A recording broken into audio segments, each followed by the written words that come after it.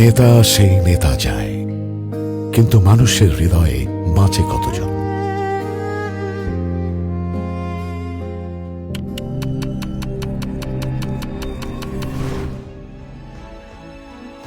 পারিবারিক ঐতিহ্য থেকে আমার রাজনীতিতে আসা।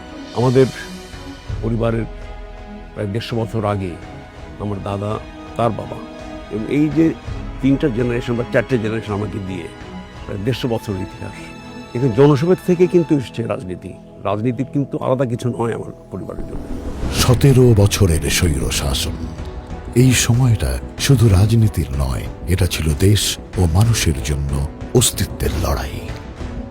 অসংখ্য নেতাকর্মীর জেল, জুলুম, অত্যাচার, এমনকি তাকেও প্রকাশ্যে প্রাণনাশের চেষ্টা চলে।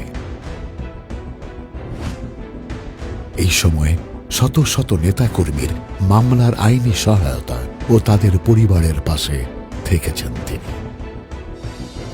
যারা মানুষের জন্য বাঁচে তারা রয়ে যায় মানুষের হৃদয়ে অনন্তকাল।